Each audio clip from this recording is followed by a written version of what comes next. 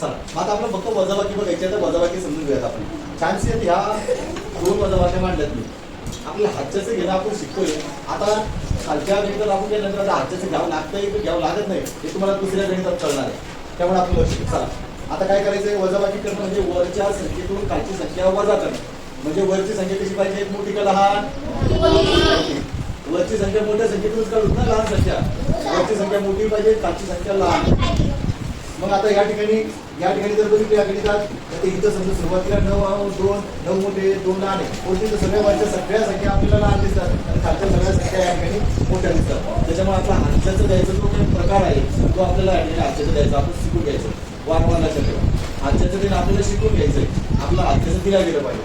Okay मग काय करायचं बघा आता लक्ष द्या. या ठिकाणी हातच्याचं आपल्याला सर्वांना लक्ष द्यायचंय. ओके बघा मग या ठिकाणी या 9 आपला तिथं घेऊन टाकला तिथं झाले 10 म्हणजे इथं राहिले 8. ओके त्याच्यानंतर पुन्हा या 2 4 झाले म्हणून या 10 ला इकडे 2 टाकला तिथे किती राहिले 9 इथं 9 वर लिहून घ्यायचे. त्याच्यानंतर या ठिकाणी 3तून 5 जाणारे म्हणून या 12तला एक तिथं घेतला इथं 13 झाले. त्याच्यानंतर मग इथे किती राहिले आता इथे किती राहिले 11. तुम्ही गणिताकडे लक्ष दिल्याशिवाय बघितल्याशिवाय तुम्हाला गणित येणार नाही. ओके त्याच्यानंतर पुन्हा या ठिकाणी 10तून 6 जाणारे म्हणून या 13तला एक तिथं घेऊन टाकला मग इथे किती राहिले 12. ओके 12 वरती मांडून घेतले आपण. ओके त्याच्यानंतर या 1तून 7 जणांनी म्हणून या 10 आपला तिथे घेऊन टाकला म्हणजे इथे किती राहिले आता 9 इथे झाले 11.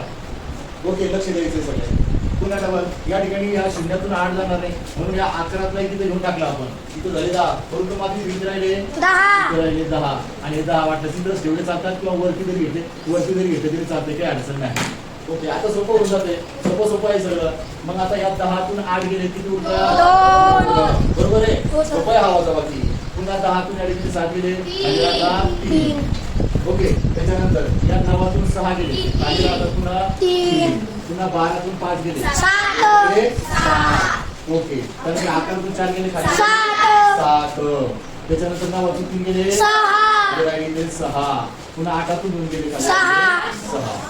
या स्वरूपामध्ये या ठिकाणी जर मला 67,77,332 हे असं याचं उत्तर आहे. आता या ठिकाणी आपला खास लक्ष कसं द्यायचंय आता हातच्याचा द्यायचा बघून घ्यायचंय. या ठिकाणी आता सगळ्या संख्या वरच्या मोठ्या आहेत ते बघून घ्यायचे आणि खालच्या सगळ्या संख्या लहान आहेत का मोठ्या आहेत एकमेकाचं म्हणजे लक्षपूर्वक एकदा बघणं गरजेचं आहे. आता बघा मी देतो या ठिकाणी लक्ष द्यायचं हातच्याचं तुम्ही काढले जातं. आता बघा या ठिकाणी 9तून 5 जाऊ शकतात या ठिकाणी 2तून 4 जाऊ शकत नाही या ठिकाणी 7तून 3 जाऊ शकतात. 7तून 3 जाऊ शकतात. इथून 3तून 8 जाणार नाही 1तून 7 जाणार नाही. आता मी हातच्याचा द्यायला लागलो त्याकडे तुम्हाला लक्ष द्यायचं. पण आता या 9 कट केला इथे 12 झाले आता इथे राहिले 8 बरोबर. त्याच्यानंतर आता या ठिकाणी 7तून 3 जायला लागले मग इथं हातचं देण्याची गरज आहे हातचा देण्याची गरज नाही. इथं हातचं देण्याची नाही परंतु आता इथं हातचं द्यावं लागेल कारण 0तून 9 जाणार या 7तला एक इथं द्यावं लागेल. वरची मोठी असेल तर या 7तला किती दिला इथं राहिले आपले 6. या 7तला एक किती राहिले आपण इथं राहिले 6. हे पाहणं गरजेचं आहे लक्षात ठेवा. त्याच्यानंतर या 3तून 8 जाणार नाही म्हणून 10 इथे तुम्ही टाकला इथे 13 झाले इथे राहिले 9. ओके त्याच्यानंतर पुन्हा या 1तून 7 जाणार नाही म्हणून या 13तला एक इथं आपण घेऊन टाकला इथे 11 झाले इथे राहिले 12. तुम्हाला असं वाटलं की बाई संख्येवर घ्यायची कुणाची वर घेऊन टाकले पण सगळे सारखे दिसतात 12 वर घेऊन टाकले ते सारखे दिसते.